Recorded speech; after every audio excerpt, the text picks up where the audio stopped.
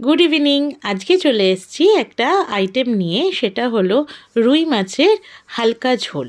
গরম পড়ছে তো একটু হালকা হালকা খেলেই বেশি ভালো লাগবে। তো চলো দেখে নিই। আমি এখানে দেখো এরকম 4 পিস মাছ নিয়েছি।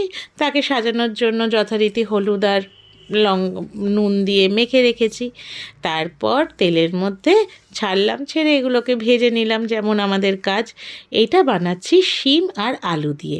শিম আর আলুটাও দেখো পরিষ্কার করে কেটে রেখে দিয়েছি। তেলের মধ্যে কালো জিরে ফোড়ন দিলাম, এরপর আলু আর শিমটাকে ছেড়ে দিলাম। এবার এগুলো আস্তে আস্তে নাড়িয়ে সেটার মধ্যে পুরোটা নাড়ানোর পর এটার মধ্যে হলুদ, লঙ্কা, নুন এগুলো তো দেবই। আচ্ছা, এই ফাঁকে জিজ্ঞাসা করছি, আমি যে মাঝে মধ্যে এক একটা করে আইটেম দিচ্ছি রান্নার, তোমাদের ভালো লাগছে? ভালো লাগলে একটু কমেন্ট করো না, সেটা শুনতেও তো ভালো লাগে, দেখতেও ভালো লাগে।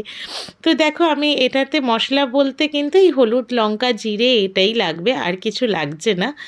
তো হলুদ, লঙ্কা, নুন এগুলো দেওয়ার পর আমি একটু জিরেও দিয়ে দিলাম।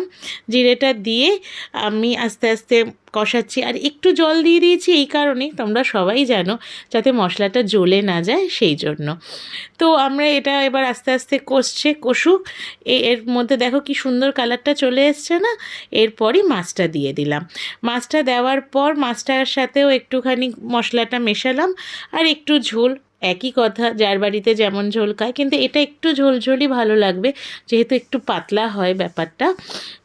তো ঝোলটা দিয়ে দিলাম। ঝোলটা যখন ফুটছে কাঁচা লঙ্কাটা দিলাম। কাঁচা লঙ্কাটা দেওয়ার পর দিয়ে দিলাম ধনেপাতা।